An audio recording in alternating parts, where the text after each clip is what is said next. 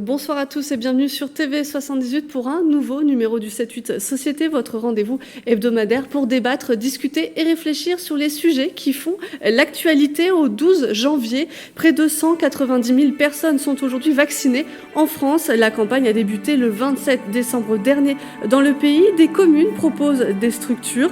Les annonces gouvernementales se multiplient. On fait aujourd'hui le point sur la stratégie vaccinale dans les Yvelines avec nos trois invités.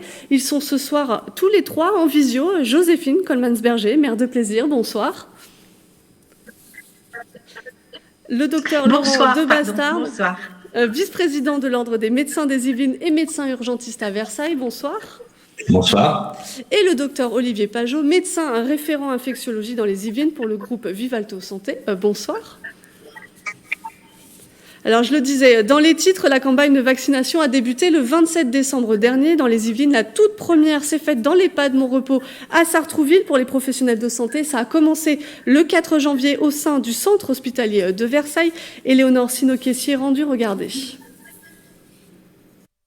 C'est le premier du département, il est ouvert depuis lundi et est déjà plébiscité. Le centre de vaccination du centre hospitalier de Versailles accueille les professionnels de la santé de plus de 50 ans pour leur administrer le vaccin Pfizer contre le Covid-19.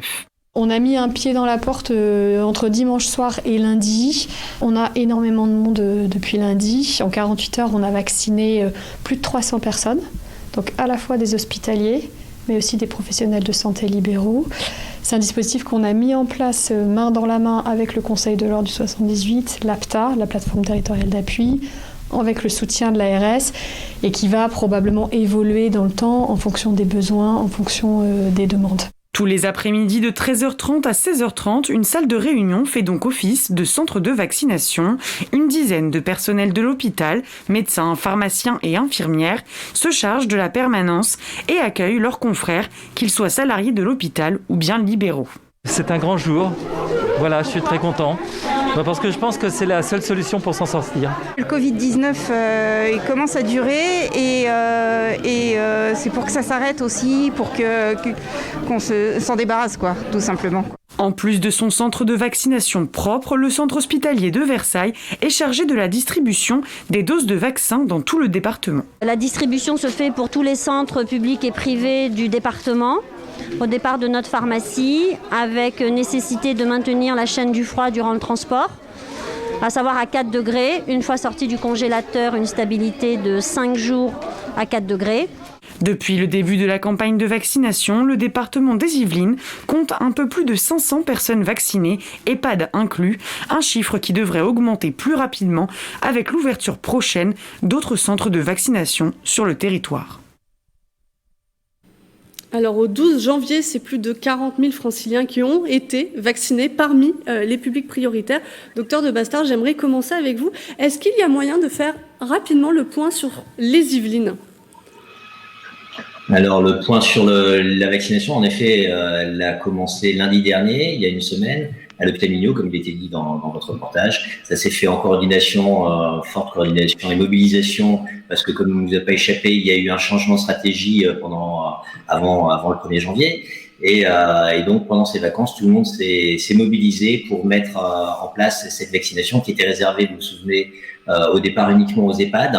Et qui finalement s'est étendu aux professionnels de santé rapidement. Donc dès le lundi, qui était le jour de rentrée, s'est mis en place sur l'hôpital qui va rester l'hôpital Mignot, qui est le centre de référence, et ce qu'on appelle le congéloporteur, c'est-à-dire l'endroit où sont acheminés les vaccins qui aujourd'hui, vous savez, sont des vaccins Pfizer, ARN, pour lequel on doit maintenir une température de moins 80 degrés. Donc c'est à cet endroit que sont stockés les vaccins qui sont ensuite distribués sur les autres centres de vaccination. Donc l'hôpital Mignot a, dès lundi dernier, vacciné un grand nombre de professionnels de santé, à la fois libéraux et hospitaliers, médecins, infirmières, et il y avait une forte mobilisation des professionnels dès le premier jour pour se faire vacciner. Aujourd'hui, les chiffres que vous avez pu voir, c'est un tiers, je crois, des personnes qui ont été vaccinées sont des professionnels de santé, parce qu'ils sont en effet extrêmement exposés et à risque de contamination. Et puis il y a une grosse, on sait que ce vaccin mutant anglais, et le docteur Pajot, qui est infectiologue, nous en dira plus parce que c'est lui le spécialiste, mais est extrêmement contaminant. Donc au sein d'une famille auparavant, vous avez une personne qui était atteinte et vous voyez finalement qu'il y avait le reste de la famille n'était pas nécessairement atteint. Là, on sait que s'il y a une personne qui est atteinte, toute la famille est vraiment atteinte. Donc, quand vous avez un soignant qui est atteint, il risque de contaminer l'ensemble de la communauté médicale ou de santé et donc mettre finalement sur la touche et au tapis une unité, un service, etc. Donc, il va falloir protéger tous ces professionnels et donc c'est par le vaccin qu'on peut les protéger. Ce qui est intéressant, c'est qu'on nous avait dit que ces professionnels, vous le disiez, c'est la plus grande partie de ceux qui sont vaccinés. Et vous citiez le docteur Pajot, parce que du côté de Vivalto Santé, ça a débuté le 15 janvier dans les Yvelines. On est aujourd'hui à 277 vaccinations. Docteur Pajot, qu'est-ce que ça représente sur le nombre de praticiens? Est-ce qu'il en reste encore à vacciner chez vous? Écoutez, alors oui, il en reste encore. Ce qu'il faut avoir en tête, c'est que la stratégie initiale qui avait été développée par notre ARS d'Île-de-France, c'est de vacciner les soignants de plus de 50 ans ou éventuellement de moins de 50 ans avec des comorbidités qui exposent à des formes graves. Donc on a essayé bien sûr de respecter cette consigne. Et ce que je peux vous dire, c'est qu'on a identifié, nous, dans le groupe, un peu plus de 500 agents, on dit comme ça, ce qui comprend des soignants, médecins ou non médecins d'ailleurs, ou personnel administratif de plus de 50 ans, et que actuellement, comme vous le disiez, on est à un petit peu plus de 277 maintenant vaccinations. Mais il faut le dire avec aussi des vaccinations de personnes de moins de 50 ans, parce que parfois il faut finir le flacon. L'objectif, c'est aucune dose de ce vaccin ne doit être gâchée, et donc tout personnel in fine qui souhaite être vacciné peut bénéficier de la vaccination. Donc oui, il y a un mouvement, il y a un engouement chez les soignants qui est tout à fait remarquable. Qui est pour l'instant essentiellement, et c'est factuel, chez les médecins, mais qui je crois est suivi parce que les discussions de couloir me le montrent par tous les soignants, et vraiment je crois que les gens ont très envie à la fois de se protéger eux, mais en se vaccinant aussi de protéger les autres. Alors on voit un engouement du côté des praticiens, vous le dites. Il y a aussi les Français qui souhaitent se faire vacciner, puis on voit des villes qui se mobilisent et qui montrent une envie de prêter des locaux. C'est le cas notamment de Joséphine Coleman-Berger. À Plaisir, vous informez sur les réseaux sociaux le 6 janvier dernier, être en mesure d'accueillir un centre au sein de votre palais des sports. Où est-ce que ça en est et pourquoi vous proposez de prêter un équipement municipal? Écoutez, je crois que l'engouement dont on parle est réel. Tous les jours, j'aperçois des personnes, je rencontre des personnes qui me disent l'envie qu'ils ont de se faire vacciner, ce qui n'était pas le cas il y a encore quelques semaines. Donc, je sais que bien sûr, les lieux qui vont être homologués, on va dire, pour être vaccinés vont être décidés bien sûr par l'ARS, par l'État. C'est pas les villes qui vont décider, mais en tout cas, il faut que nous nous mettions, je dirais, en ordre de marche et de capacité de pouvoir accueillir éventuellement, bien sûr, des centres de vaccination pour aller encore plus vite. Alors, je sais bien qu'avec le vaccin Pfizer, c'est compliqué pour toutes les raisons que les gens connaissent sur cette problématique de conservation. On espère avoir un autre vaccin comme Moderna pour pouvoir accompagner toutes ces démarches-là et bien sûr, sur Plaisir, mais je ne pense pas être la seule maire dans cette démarche-là, de pouvoir ouvrir un centre qui pourrait être efficace auprès de la population qui est très attendue. Et puis d'autre part, nous avons pris contact avec des médecins et des soignants sur la ville de Plaisir qui seraient aussi également partants, dans la mesure du possible et d'une autorisation officielle, et bien de participer à cette vaccination de plus grande envergure dans quelques semaines. Oui, justement, vous le disiez, il y a des villes comme Coignières qui proposent des infrastructures ou du personnel. Au niveau de l'agglomération de Saint-Quentin-en-Yvelines, ce serait possiblement le Vélodrome qui deviendrait un centre de vaccination. En discutant avec certains élus, on nous a confié qu'il y aurait peut-être des difficultés d'approvisionnement au sein du département. Docteur de Bastard, est-ce que c'est une réalité ou est-ce que c'est lié à des chiffres de la Covid, de la densité de population? Quelle est la situation de ce côté-là? Alors, en effet, on échange plusieurs fois par jour avec l'ARS. On ne peut pas donner toutes les informations, c'est l'ARS qui va les donner. Il y a pas enfin, je partage à la fois ce que dit Madame Coman-Berger et puis le docteur Pajot. Il y a un énorme engouement des professionnels en général, et à la limite, les gens se battent pour se faire vacciner. Tout le monde essaie de pouvoir passer, de pouvoir être vacciné. Mais en effet, aujourd'hui, on se restreint à ce qui est autorisé, c'est-à-dire les professionnels de santé de plus de 50 ans, les EHPAD ou les personnes qui travaillent dans la santé et qui sont avec des comorbidités. Il y a en effet, pour l'instant, sur ce type de vaccin qui est un peu complexe parce que, vous savez, c'est moins 80, etc. Le Covid est compliqué. Il y a eu près de 180 structures ou communes qui se sont proposées centre de vaccination.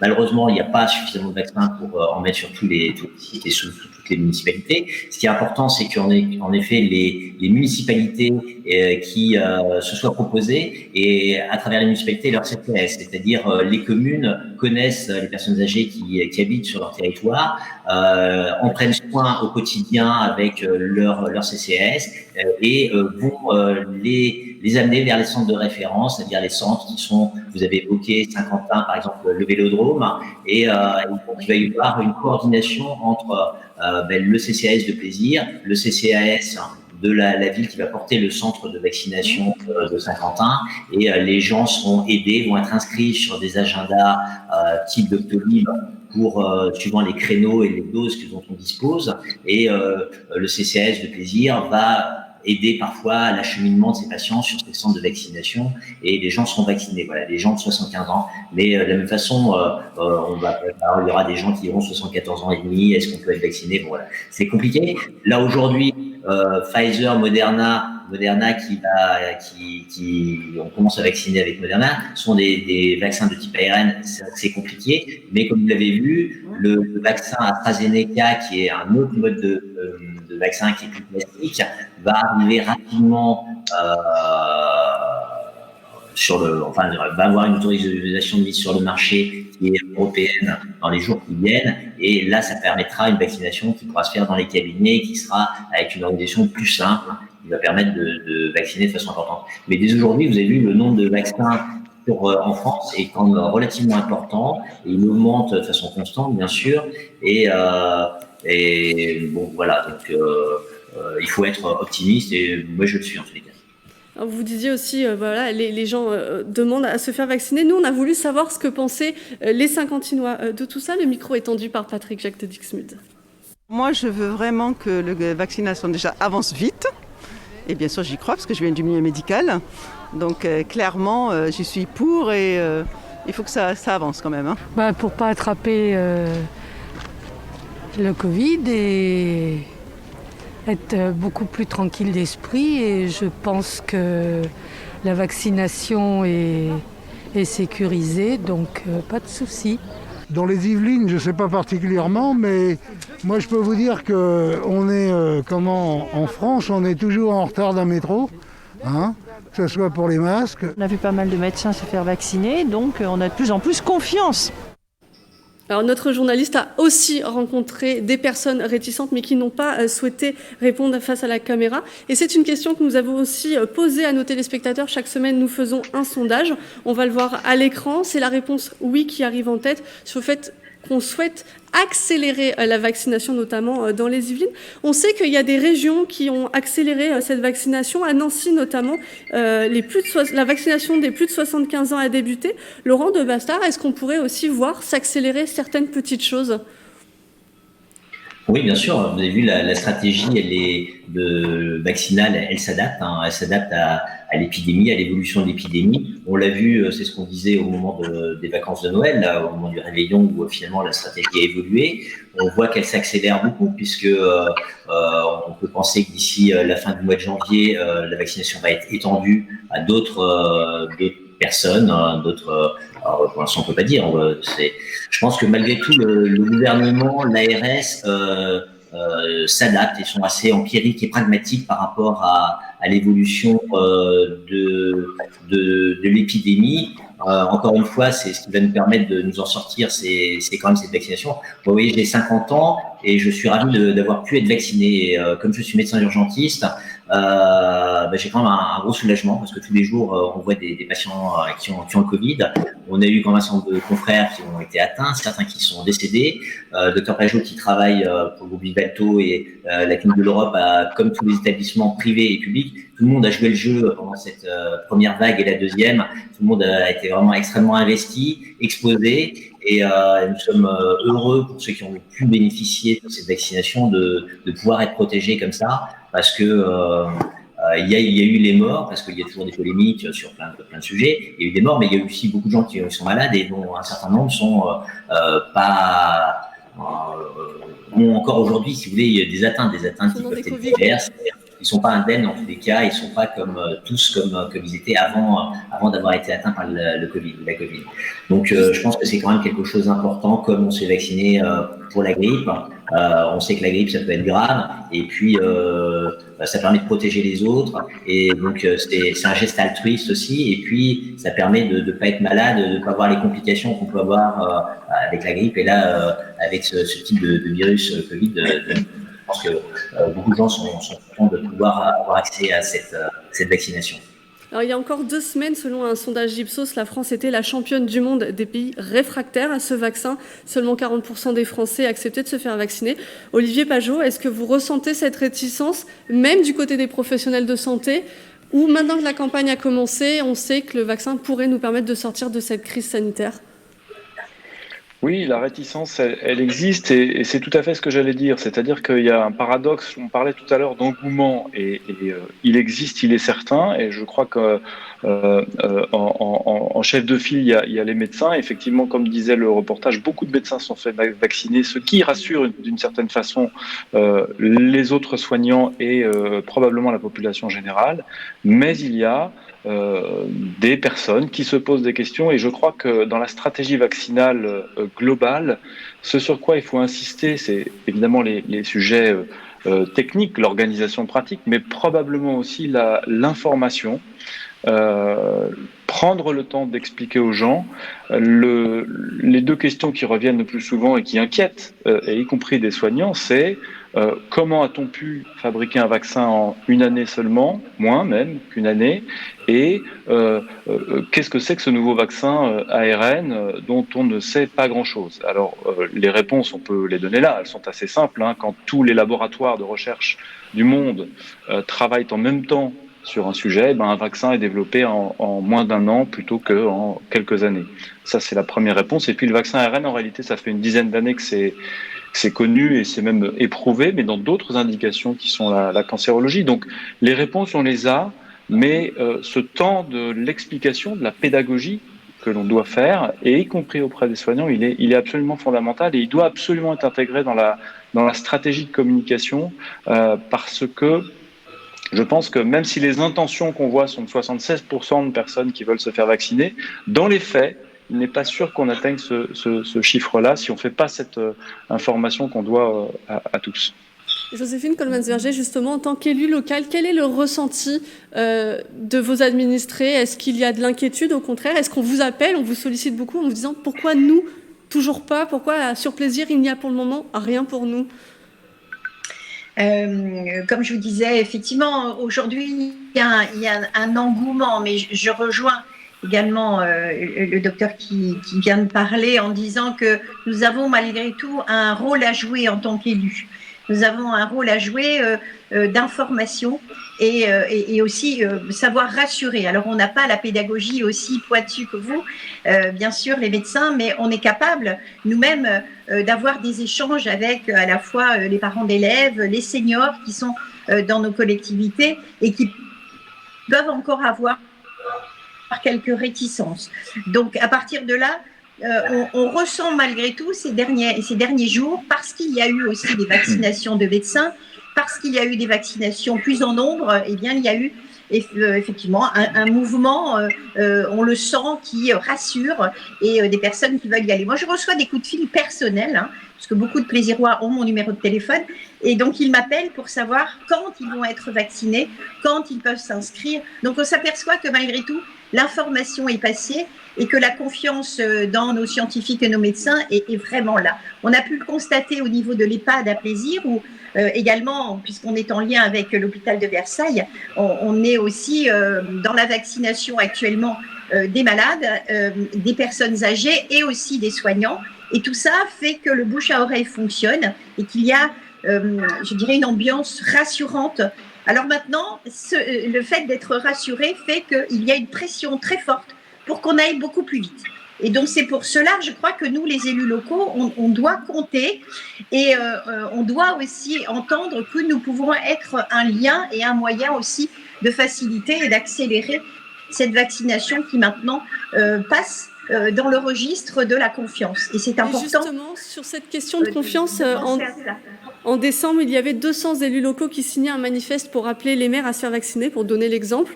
Oui. On trouvait Carl Olive, le maire de Poissy, Alexandra Rosetti, maire de Voisins-le-Bretonneux, Philippe Guiguen, maire d'Éclès-sous-Bois, ou encore Pierre Bédier, président du conseil départemental des Yvelines. Vous, Madame Coleman-Berger, est-ce que vous seriez prête à vous faire vacciner pour montrer l'exemple? Bien sûr, bien sûr. Bien sûr, je m'étais inscrite également dans cette liste pour montrer l'exemple. En même temps, est-ce qu'on est obligé de le mettre en scène, le fait de se faire vacciner? Je ne sais pas, ça c'est autre chose. Mais en tout cas, de me faire vacciner, certainement. Je ne veux pas prendre la place de qui que ce soit.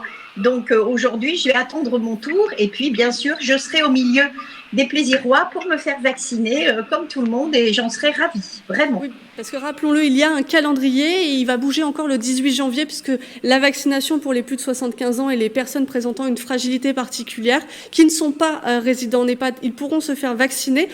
Ça sera peut-être le cas dès lundi dans la ville de Versailles puisqu'elle compte ouvrir un centre au gymnase Richard Mick. Laurent de Bastard, la population de plus de 75 ans, elle est importante dans le département. Et pourquoi c'est la deuxième strate peut-être de cette stratégie vaccinale? Oui, la population en effet âgée est quand même celle qui est la plus fragile. Et on l'a vu, c'est celle qui comporte le plus de décès. Donc on doit quand même protéger nos aînés parce que ce sont eux qui sont les plus fragiles, les plus exposés. Il y a eu le plus nombre de décès. Dans les Yvelines, j'ai plus en tête, mais il y a en effet une population qui est âgée, même s'il y a une commune où il y a une population qui est jeune. On a le chiffre, j'ai plus en tête. La suite des questions, c'était oui, à Versailles, ça commence comme sur l'ensemble du département lundi prochain. Donc aujourd'hui, il y a 4 centres de vaccination qui sont l'hôpital Mignot, donc qui est le centre congélo-porteur. Ensuite, il y a l'hôpital de Poissy, l'hôpital de Mantes et l'hôpital de Rambouillet. Donc, ce sont ces établissements qui aujourd'hui vaccinent les professionnels de santé, libéraux et hospitaliers. Alors, dans professionnels de santé, comme disait le Dr Rajo, il y a à la fois les soignants et puis le personnel administratif qui est aussi nécessaire au bon fonctionnement des établissements. Qui sont ceux qui ont plus de 50 ans de décomorbidité. Ensuite, vous avez des établissements privés comme ceux d'Ivalto ou ceux de Ramsay Général de Santé ou ceux aussi, la clinique Saint-Louis à Poissy qui vaccinent leur personnel soignant de la même façon. Et puis, vous avez les EHPAD. À partir de lundi, il va y avoir d'autres centres qui vont ouvrir, autour de 5 ou 6. Et ça, c'est c'est l'ARS qui va donner les noms ce soir ou demain, qui seront globalement qui correspondent aux différentes agglomérations des Yvelines. Donc on aura vraisemblablement un à Versailles, donc pour Versailles Grand Parc, un sur Saint-Quentin, un autre sur Boucle de la Seine, un autre, enfin voilà, un qui correspond aux différents agglos. Les maires sont positionnés. Il y a suffisamment de vaccins pour pouvoir approvisionner. On ne pouvait pas multiplier non plus parce qu'il n'y a pas comme je vous ai dit, des vaccins disponibles pour toutes les communes, etc. Et puis voilà, l'organisation est un peu lourde et complexe. Et ce sont donc ces patients de 75 ans qui sont à domicile et qui vont être vaccinés. Parallèlement, il y a le conseil départemental des Yvelines vaccine dans les structures d'autonomie, ce qu'on appelle donc tout ce qui est handicap. Et donc, le Conseil de l'Ordre et l'APTA 78 et en soutien, on a travaillé encore aujourd'hui avec Dr Albert Fernandez et puis ses services pour la vaccination des personnes en situation de handicap qui sont dans des foyers, établissements d'autonomie. Et là, il y a aussi un certain nombre de doses de vaccins qui sont là pour protéger ces populations. Et on commence de la même façon à partir de lundi à vacciner dans ces structures-là. Olivier Pajot, vous de votre côté, dans le groupe Vivalto Santé, est-ce que vous allez être peut-être amené à vacciner hors des établissements vos patients? Quelles sont les prochaines étapes chez vous? La toute prochaine étape, c'est d'amplifier la vaccination parmi les soignants, comme ça nous a été recommandé, dans la mesure de ce qui sera recommandé. Nous, on va suivre le tempo qui est imposé par l'ARS. Il ne s'agit pas évidemment d'ajouter ou de créer de la confusion. Il faut être dans ce qui nous est recommandé. Et puis effectivement, sans que l'on soit prédisposé à être un centre de vaccination dans le territoire, à l'heure où je parle, nous, on se rendra disponible bien évidemment si nécessaire pour apporter notre aide, soit pour créer s'il le faut des centres de vaccination, soit pour participer, parce que dans un centre de vaccination, il y a une particularité, il faut des vaccineurs, si on peut dire ça, et donc un certain nombre de personnels. Et justement, à ce sujet, la ville de Versailles recherchait des praticiens pour pouvoir administrer les premiers vaccins. On va conclure cette émission. Merci à tous les trois d'avoir répondu à notre invitation. Si vous, chers téléspectateurs, vous souhaitez suivre l'évolution de la vaccination en France, les chiffres sont actualisés chaque soir à 19h30 depuis le 11 janvier dernier. Le site du ministère de la Santé s'affiche en bas de l'écran. On se retrouve la semaine prochaine. Prenez soin de vous.